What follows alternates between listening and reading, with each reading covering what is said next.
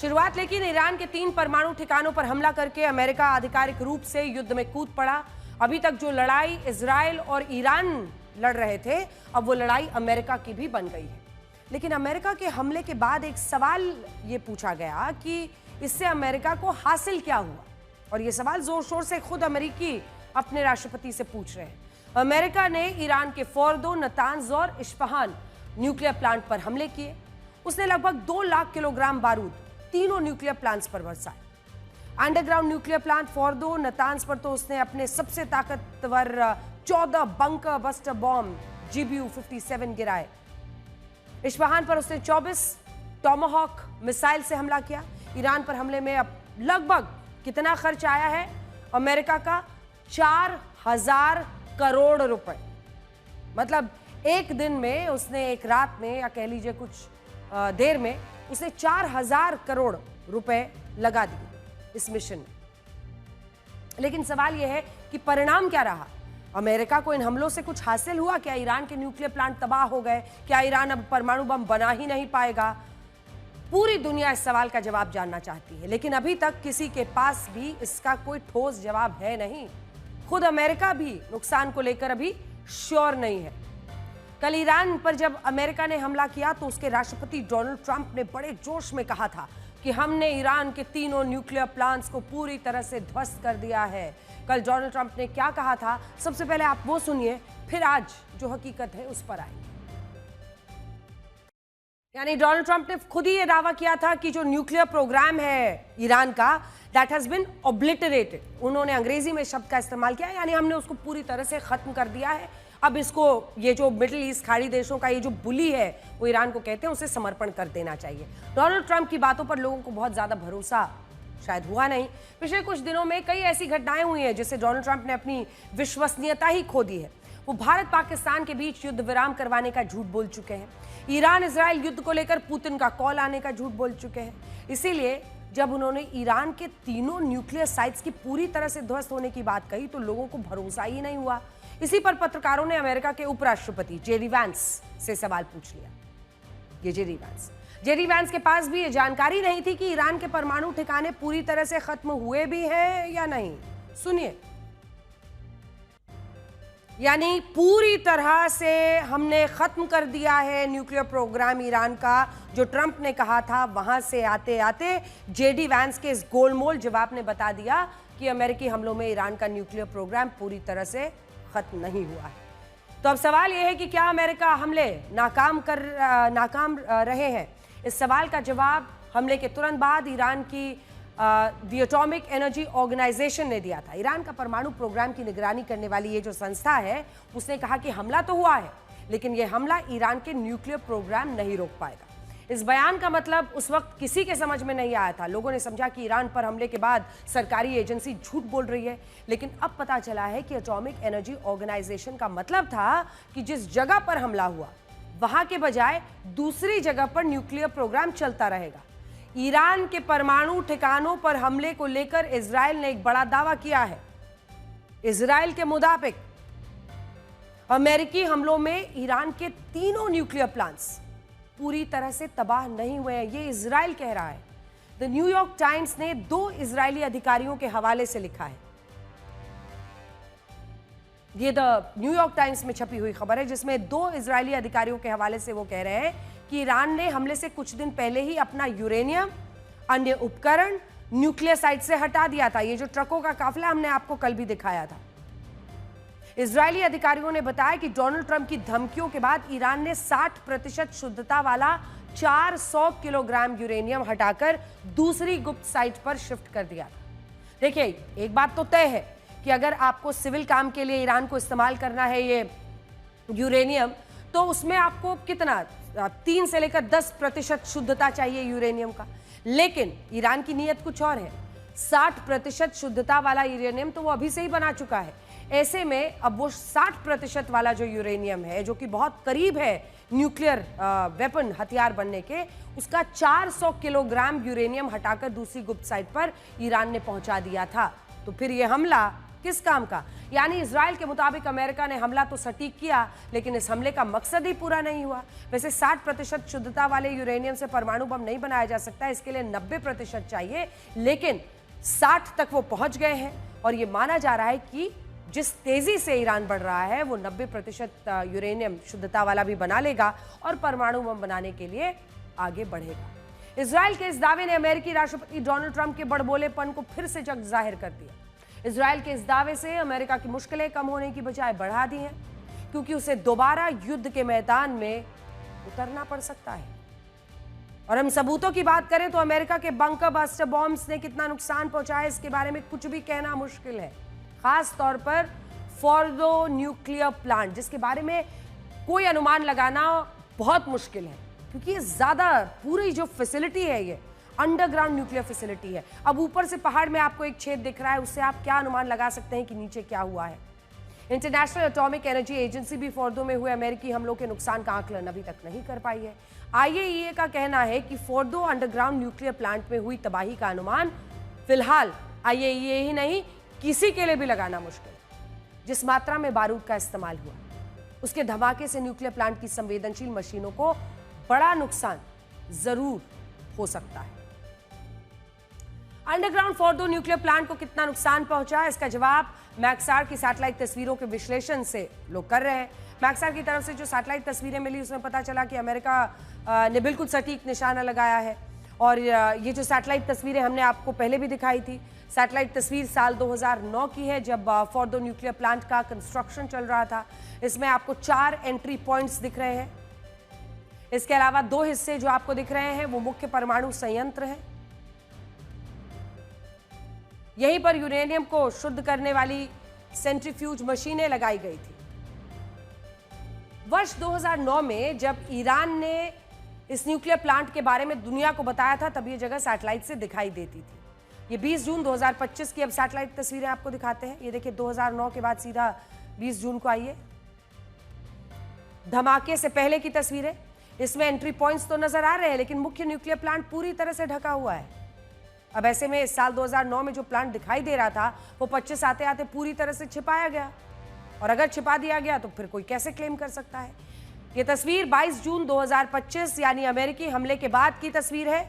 ये तो ये देखिए, ये वाली तस्वीर जिसमें आपको कुछ ऐसे बड़े होल्स, गड्ढे दिखाई देंगे। इसमें आप बड़े बड़े गड्ढे देख रहे हैं। ये गड्ढे अमेरिका के 13,600 किलोग्राम के सबसे बड़े बंकर बस्टर बॉम्ब GBU-57 के एंट्री पॉइंट्स है। जिस जगह पर बम गिरे ये वही जगह है जहां फोर्डो न्यूक्लियर प्लांट का मुख्य संयंत्र लगा था। इससे बाद में ढक दिया गया।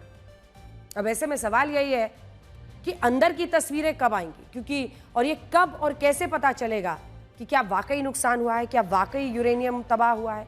क्योंकि दावा तो इजरायली अधिकारी ही कर रहे हैं न्यूयॉर्क टाइम्स को दिए इंटरव्यू में कि ऐसा हुआ नहीं है। उनका ये कहना है कि पहले ही 400 किलोग्राम यूरेनियम तो ईरान हटा चुका है। अब देखिए, मैक्सार की सैटेलाइट तस्वीरों और फोर्डो न्यूक्लियर प्लांट के डिजाइन की सीक्रेट जानकारी के आधार पर हमने ये मैप तैयार किया। इससे हमले की पूरी कहानी आपको समझ में आएगी। इसमें आप न्यूक्लियर प्लांट के एंट्री पॉइंट्स, टनल और सेंट्रीफ्यूज मशीनों की लोकेशन देख सकते हैं। इसके अलावा आप जिस जगह पर धमाका देख रहे हैं वहीं पर बम गिराए गए थे। थोड़ा सा जूम इन कीजिए तभी पता चलेगा। सेंट्रीफ्यूज उपकरण आप देख रहे हैं। अतिरिक्त सुरंग उधर है, प्रवेश के लिए मुख्य सुरंग इधर है, प्रवेश के लिए मुख्य सुरंग। ये देखिए, अमेरिका के B-2 बॉम्बर विमानों ने अपना काम सटीक अंदाज में किया। निशाना भी सही था, लेकिन यह कहना अभी जल्दबाजी होगी कि इन धमाकों में पूरा न्यूक्लियर प्लांट तबाह हो गया, क्योंकि अगर ईरान ने वहां से यूरेनियम ही हटा लिया, एक बड़ा हिस्सा हटा लिया, तो फिर नुकसान क्या हुआ? वक्त इतना उसे मिला। खुद ही ये अमेरिका की तरफ से डोनाल्ड ट्रंप ने कहा था अभी 2 सप्ताह कुछ नहीं करूंगा।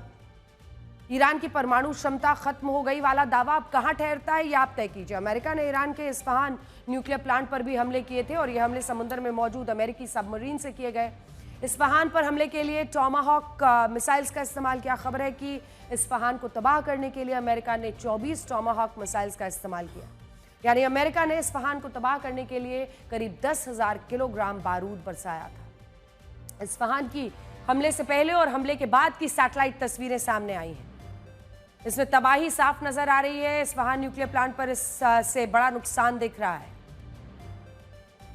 ईरान पर अमेरिका के कल के हमले के बाद अब ये सवाल उठ रहे हैं कि ईरान को रिस्पॉन्स क्या होगा और ईरान आगे आने वाले वक्त में अब ये अपने न्यूक्लियर प्लांट्स पर हमले के बाद क्या करेगा, क्या कर सकता है। ईरान इजराइल पर तो हमला कर ही रहा है, इजराइल उसके पास है, पड़ोस में है, वो हमला कर सकता है, लेकिन अमेरिका को ईरान कैसे जवाब देगा।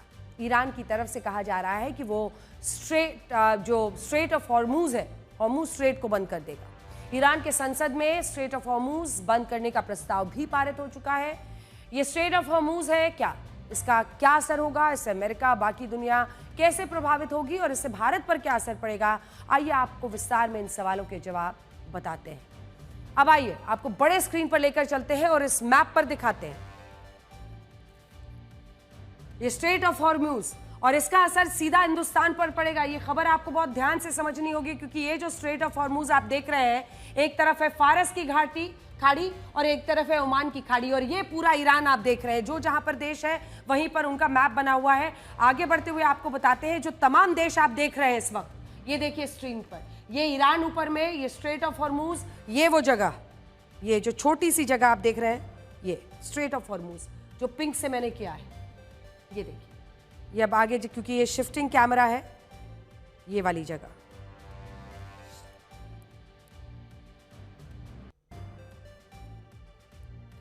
चलिए आपको अगला दिखाते हैं। 33 किलोमीटर ये चौड़ी है। आपको इस मैप पर दिखाते हैं कि स्ट्रेट ऑफ हॉर्मूज कहां पर है। आप देख रहे हैं जो देश यहां पर है, फारस और ओमान की खाड़ी और ईरान से घिरा समंदर का ये पूरा एरिया स्ट्रेट ऑफ हॉर्मूज कहलाता है, ये वाला। अब ऐसे में 33 किलोमीटर चौड़ा ये इलाका है। ये दुनिया का सबसे महत्वपूर्ण ऑयल चेक पॉइंट है, चेक पॉइंट भी, चोक पॉइंट भी, क्योंकि इसके आसपास जो देश मौजूद है वहां होता है दुनिया का सबसे ज्यादा तेल उत्पादन। स्ट्रेट ऑफ हॉर्मूज, इधर ईरान देखिए, इधर आप सऊदी अरब देखिए, बहरीन देखिए, यूएई देखिए, यमन देखिए, ये सभी, कुवैत आपको दिख रहा है। यहां से होता हुआ कितना तेल आता है, दुनिया का 25 से 30%, भारत का 37% तेल आता है, सऊदी अरब का 41%, इराक का 21%, 13%, यूएई का, कुवैत का 10%, ईरान का 9%, कतार का 5%। ये जो तमाम देश आपको दिख रहे हैं, सऊदी अरब, कुवैत, बहरीन, कतार, यूएई, ओमान, ये सारे के सारे देश, ये सारे तेल मैन्युफैक्चरिंग जो देश हैं यहीं पर है, इसी स्ट्रेट ऑफ हॉर्मूज के पास। अब ये भी जान लीजिए कि यहां से किस देश को कितना तेल जाता है, हमने आपको बता दिया है। और भारत के नजरिए से अगर भारत को लगभग 33% तेल यहां से आता है, ये ऊपर वाला नंबर जो है ये आपके लिए बहुत ज़रूरी है जानना समझना।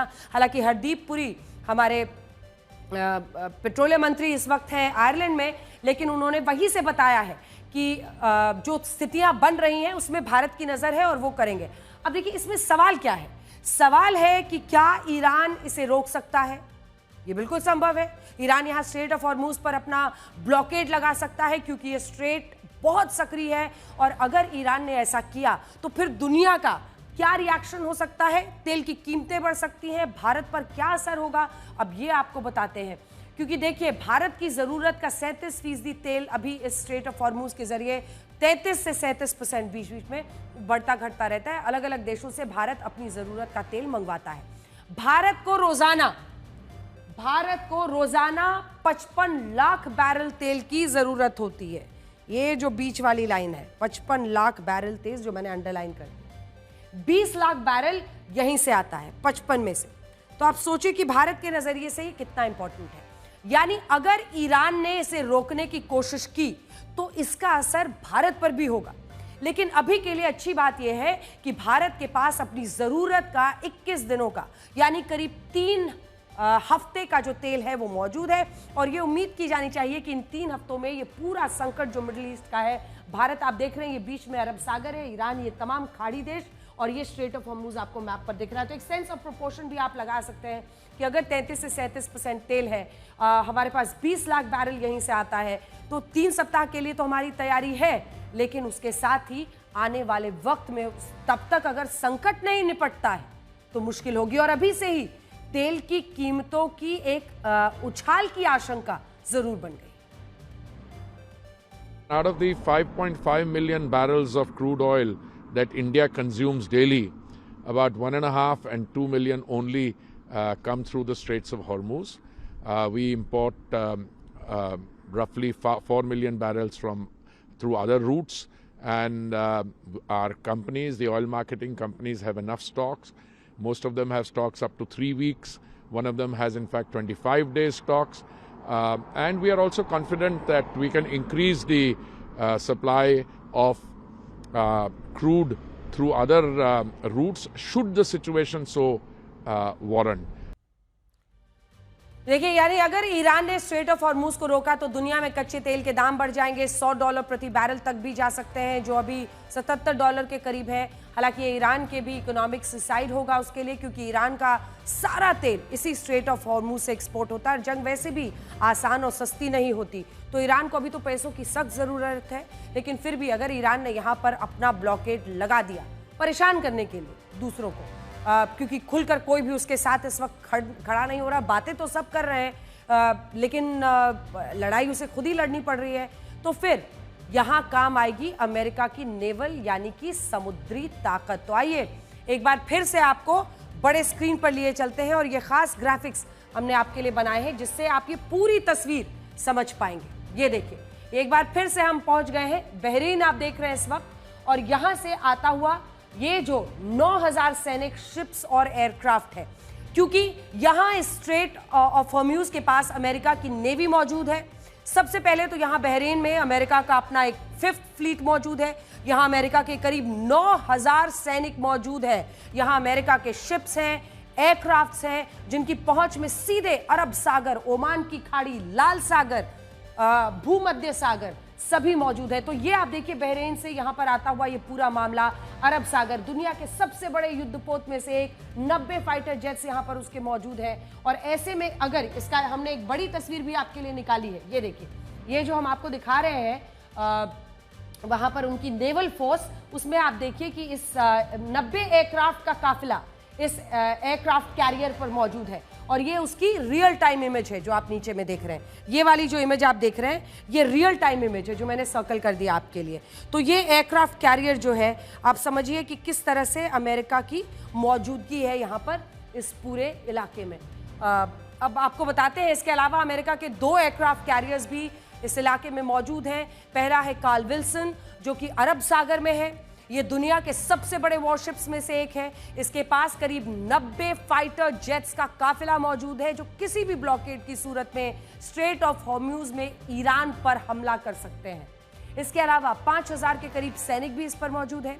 ये इस इलाके में पिछले 5 साल से मौजूद है। और फिर लाल सागर में है अमेरिका का ये लाल सागर वाला है हैरी एस ट्रूमन।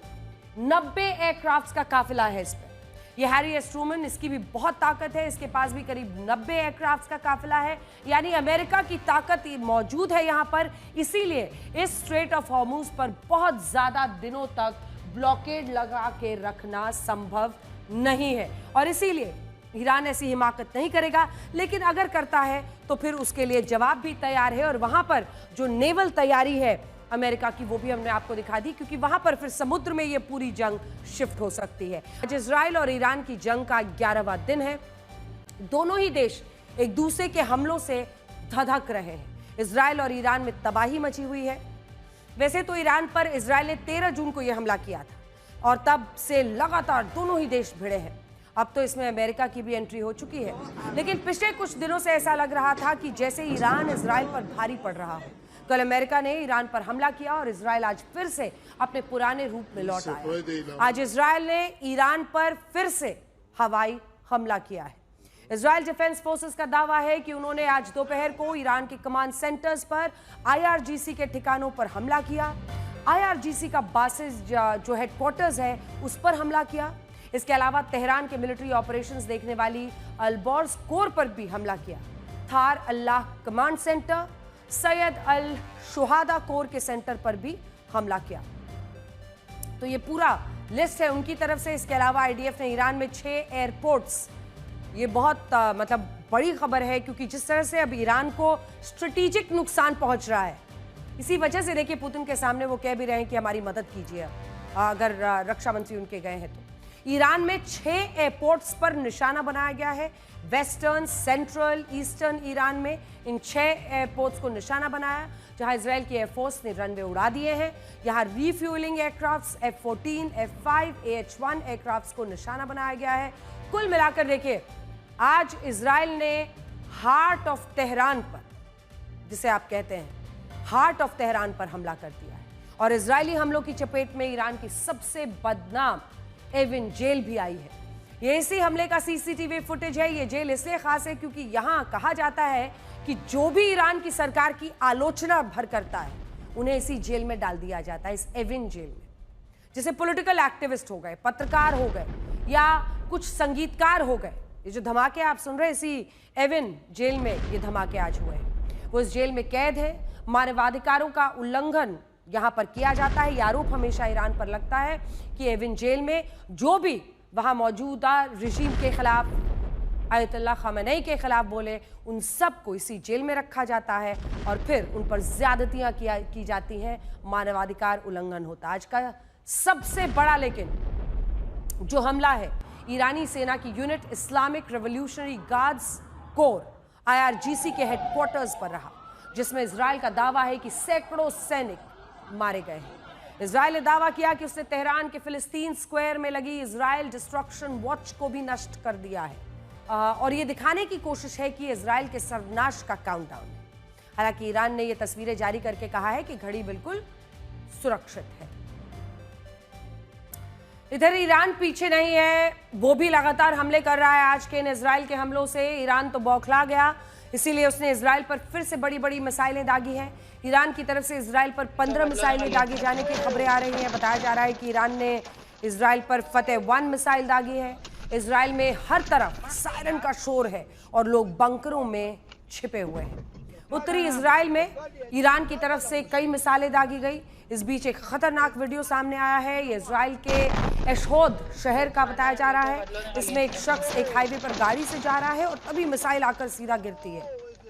पूरी घटना वीडियो में रिकॉर्ड हुई है। हमारी संवाददाता शिवानी शर्मा इस वक्त इजराइल में मौजूद है। शिवानी ने तेल अवीव के लिए एक खास रिपोर्ट तैयार की है। इस रिपोर्ट को देखकर आप ईरान के हमलों की भयावहता को समझ पाएंगे। आप इस वक्त देख सकते हैं, मैं एशडोड में मौजूद हूँ। एशडोड का ये वही इलाका है जहाँ पर अब से थोड़ी देर पहले इजराइल के अंदर ईरान की बड़ी मिसाइल ने हिट किया है। एशडोड एक ऐसा पावर सेंटर है जहाँ पर इस मिसाइल ने हिट किया। ये हाइपरसोनिक मिसाइल है और इसका जो नुकसान है बहुत ज़्यादा है। इसकी इंटेंसिटी आप देख सकते हैं, जिस तरह से धमाका हुआ, एक बड़ा इलाका प्रभावित हुआ है, जिसमें जो पुलिस और जो सिक्योरिटी फोर्सेज हैं वो सब अब रेस्टोरेशन कर रहे हैं। और यहाँ ये भी बताया जा रहा है पोर्ट सिटी है जहाँ पर बहुत सारे रिफाइनरीज हैं, जहाँ पर बहुत सारे पावर कंपनीज हैं, मल्टी नेशनल कंपनीज काम करती हैं, तो उनको निशाना जानबूझकर ईरान की तरफ से अब बनाया जा रहा है। अब इसका बड़ा टेरिटरी है जो प्रभावित हुई है बड़ी मिसाइल हिट में। और यहाँ पर जो फोर्सेस हैं वो इस पूरे एरिया को सैनिटाइज इसलिए कर रहे हैं क्योंकि हो सकता है कुछ मिसाइल पार्ट्स अभी भी अनएक्सप्लोडेड रह गए हैं इस पूरे एशडोड के इलाके में। ये हाईवे के किनारे का एक केंद्र है जहां पर इस तरह का बड़ा हमला हुआ है।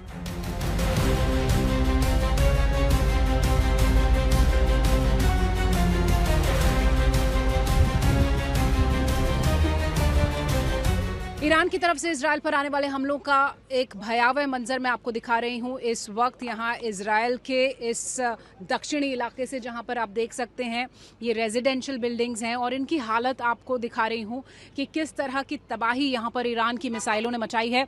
हर घर यहाँ टूट चुका है, घर का हर कोना जिसे लोगों ने, जो लोग रह रहे थे अपने सामने, इन्हें ऐसे बर्बाद होते हुए देखा है, पूरी तरह से ये बर्बाद हो गया। और तमाम घर हैं इस पूरे लोकेशन पर जिन्हें यहाँ पर टारगेट करके मिसाइल गिराई गई ईरान की तरफ से। आप देखिए लोग परेशान हैं, यहाँ पर कैंप्स लगाए गए हैं, इन लोगों को रिस्टोर करने की कोशिश की जा रही है, इन्हें होटल्स में शिफ्ट किया गया है। और यहाँ पर इसी तरह के हमले लगातार पिछले 2 दिनों से तेज़ होते हुए दिखाई दे रहे हैं इजराइल के अंदर। और यहाँ पर कुछ लोग हैं जो इन घरों को देख रहे हैं क्योंकि ये इनके अपने घर थे, ये यहाँ से अब होटल की तरफ चले गए हैं। यहाँ से आप देखिए, यहाँ से साफ दिख रहा है किस तरह का नज़ारा है, कैसे यहाँ पर घर का एक एक कोना टूट चुका है। तो जो हाइपरसोनिक मिसाइल्स की बात की जा रही है जो ईरान की तरफ से आ रही हैं, बहुत ताकतवर मिसाइलें अब ईरान इस्तेमाल कर रहा है। और ये 2 दिन पहले तक जो हमले थे उससे कहीं ज़्यादा भयावह और भीषण हमले यहाँ पर दिखाई दे रहे हैं। तो इजराइल के अंदर ये तबाही दिखाई दे रही है इस कॉन्फ्लिक्ट के भीतर, और लोगों की मदद हालांकि की जा रही है। आप देखिए यहाँ पे तमाम जो गाड़ियाँ हैं वो रेस्टोरेशन के लिए आई हुई टीम्स की गाड़ियाँ हैं, वो लोग यहाँ पर इन लोगों की मदद करने के लिए आए हैं। और हर जगह अभी जहाँ से मैं आपको रिपोर्ट कर रही हूँ, वो इलाका हो या फिर एशडोड का इलाका हो, तेल अवीव का इलाका हो, हाइफा का इलाका हो, हर तरफ इसी तरह का मंजर है, इसी तरह की तबाही है। आपने न्यूक्लियर प्लांट पर हमले के बाद से गुस्साया ईरान अब कच्चे तेल के जरिए पूरी दुनिया को परेशान करने की तैयारी कर रहा है। अब सवाल यह है कि क्या इजराइल ईरान युद्ध में अमेरिका की एंट्री ने हालात खराब कर दिए हैं, और क्या अब इस युद्ध को रोकने की एक ही इलाज है, और वो है खामनेई शासन का अंत। कम से कम अमेरिकी राष्ट्रपति डोनाल्ड ट्रंप तो यही सोचते हैं। इजराइल के प्रधानमंत्री बेंजामिन नेतन्याहू ने कहा था कि युद्ध का अंत खामनेई के अंत के साथ ही होगा, और अब डोनाल्ड ट्रंप कह रहे हैं कि ईरान को फिर से महान बनाने के लिए खामनेई शासन का खत्म होना जरूरी है। Social media platform truth social पर अपनी पोस्ट में उनका कहना था कि ईरान को मिगा यानी मेक ईरान ग्रेट अगेन फॉर्मूले पर बढ़ना चाहिए। अब तक वो मागा कहते थे, मेक अमेरिका ग्रेट अगेन, अब ईरान को महान बनाने की राह पर चल पड़े। अपनी पोस्ट में उन्होंने लिखा कि राजनीतिक रूप से शायद सत्ता परिवर्तन शब्द ठीक नहीं है, लेकिन ईरान का मौजूदा शासन उसे महान नहीं बना सकता, इसीलिए क्या ईरान में सत्ता परिवर्तन नहीं होना चाहिए? इस सवाल ने अमेरिकी सरकार की मंशा पर सवाल उठा दिए हैं। अमेरिका ने ईरान पर हमले से पहले कहा था कि ईरान को परमाणु बम नहीं बनाना चाहिए, अगर उसने ऐसा किया तो उस पर हमले किए जाएंगे। अमेरिका ने जैसा कहा था वैसा किया भी। उसने परमाणु बम बनाए जाने के संदेह के आधार पर 3 न्यूक्लियर प्लांट्स पर हमले किए, उसे तबाह किया। अब अमेरिका ईरान में सत्ता परिवर्तन यानी अली खामनेई के तख्ता पलट करवाने की बात खुलकर कह रहा है। तो सुना आपने जेडी वैंस को। वैसे अमेरिका की यह नीति जानी पहचानी है। इतिहास इस बात की गवाही देता है कि अमेरिका जिस देश का कल्याण करना चाहता है उस देश का बंटाधार करके ही लौटता है।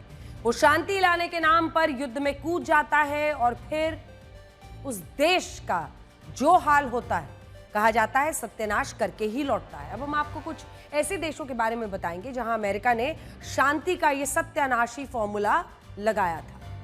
पहला उदाहरण अफगानिस्तान। 2001 से लेकर 2021 तक उसने अलकायदा और तालिबान के खिलाफ लड़ाई लड़ी, फिर उसी तालिबान को सत्ता सौंपकर लौट गया।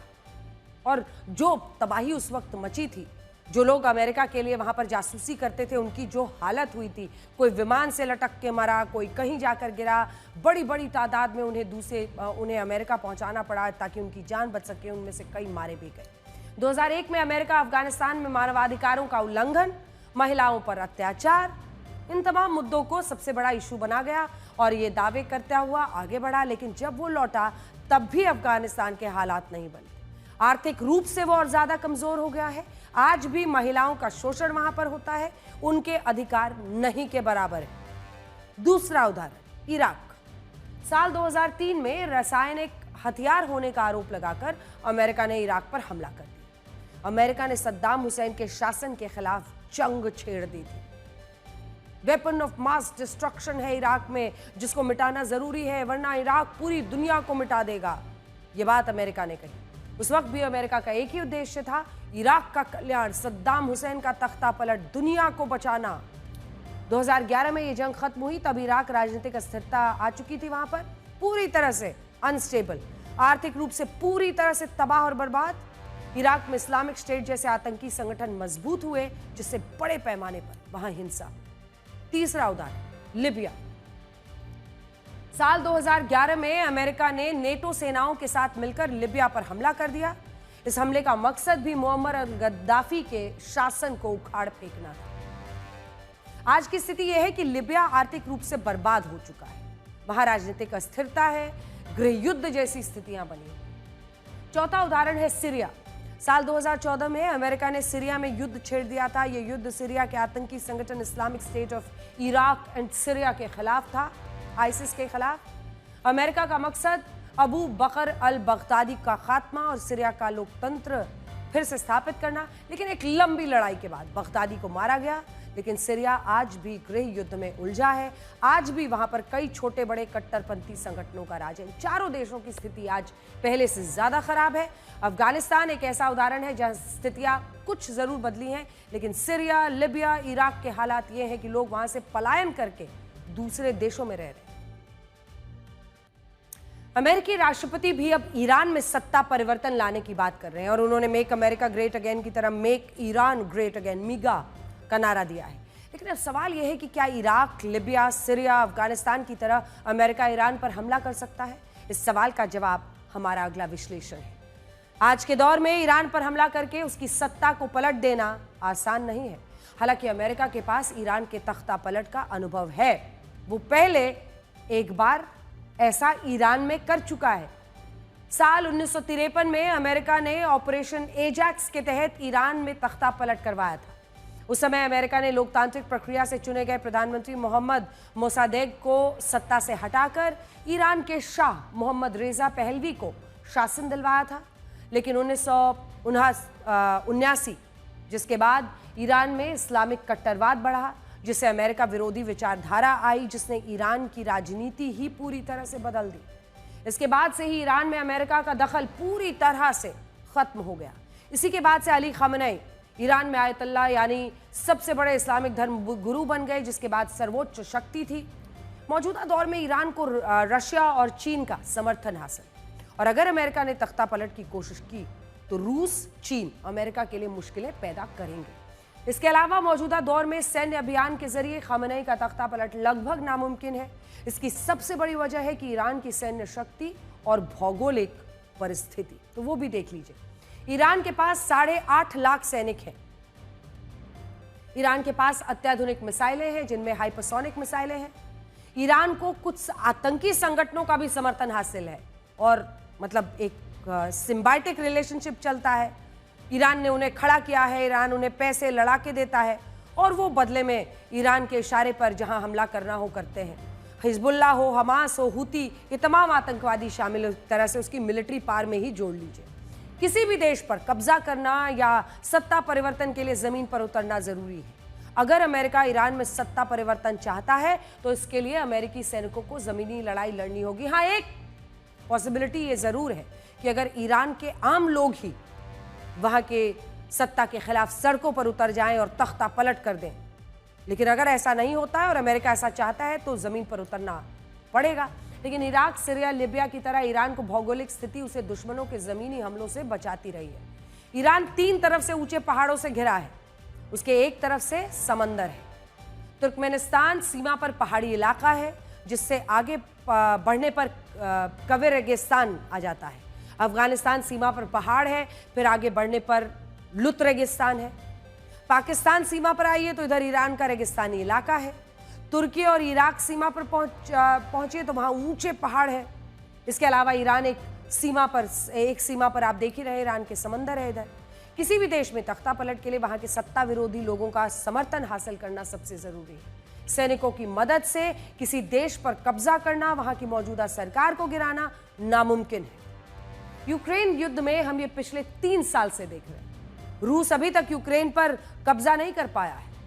ठीक वैसे ही अगर आज अमेरिका और इजराइल मिलकर ईरान पर हमला कर भी दें तो ईरान को पूरी तरह से मिटाना मुश्किल टास्क होगा। हालांकि अमेरिका को कुछ समर्थन भी मिल रहा है।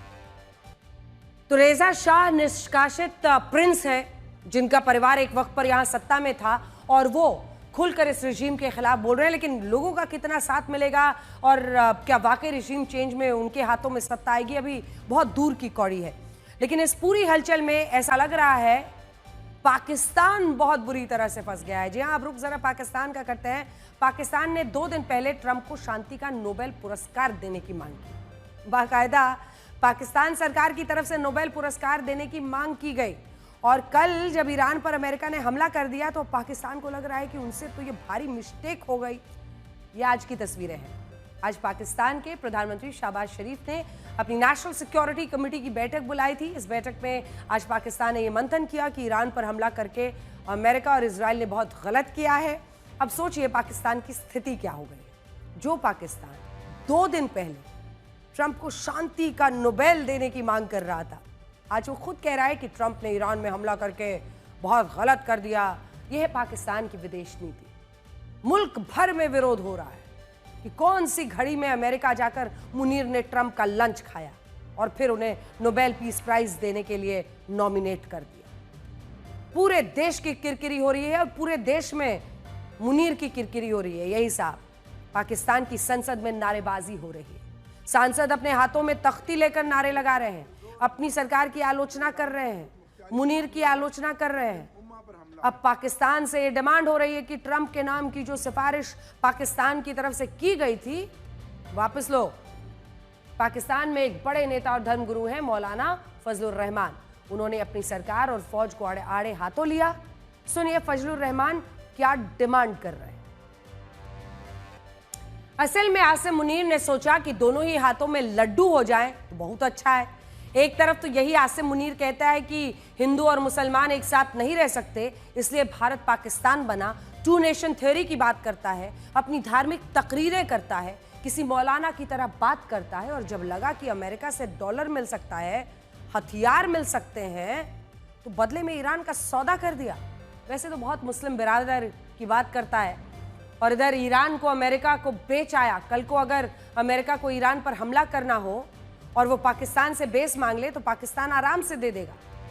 हाँ, बदले में डॉलर हथियार मिल जाए बस। अब पाकिस्तानियों को भी ये समझ में आ रहा है, इसीलिए वो हुकूमत का और फौज का विरोध पूरे देश में बढ़ता जा रहा है।